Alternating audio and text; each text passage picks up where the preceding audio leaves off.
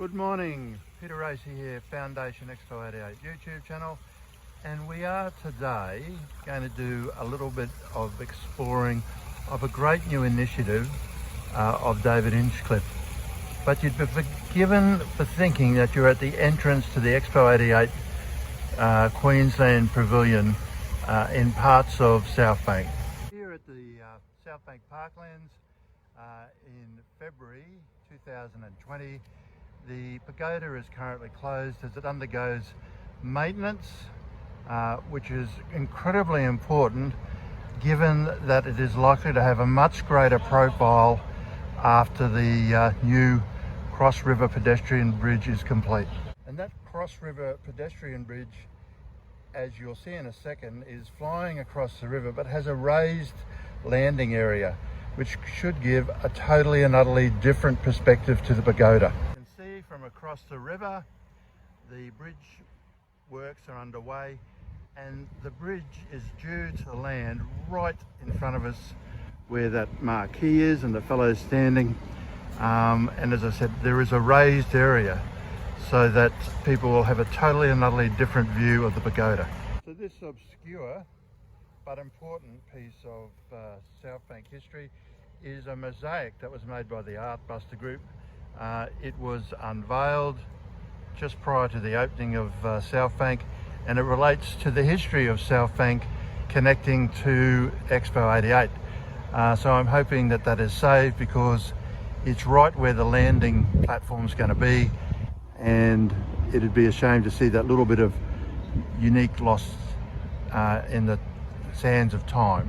So not everything goes to plan, and here we are. We have a photo. We're not actually in the building. We have a photo of David Hinchcliffe in the QPAC building. We have a photo of the beautiful artwork that David has loaned in perpetuity. And can I say, David Hinchcliffe, thank you so much.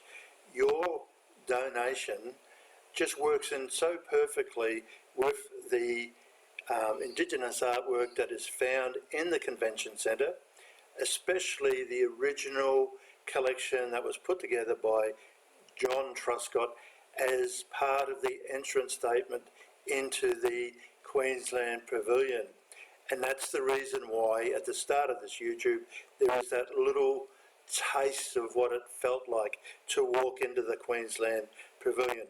That I'm hoping that your seeding gift here really helps establish Brisbane as a centre that has one of the world's best Indigenous art collections, something that was started and seeded by an incredible mind back in 1988.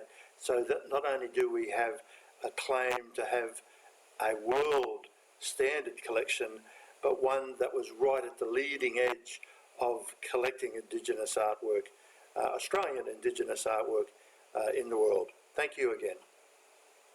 And we've just stopped on the way home to have a look at the sculptor, and I'm still very concerned that this is in a western sun exposure and really should be saved. Rick, do you have any thoughts about the location and what should happen with this beautiful piece?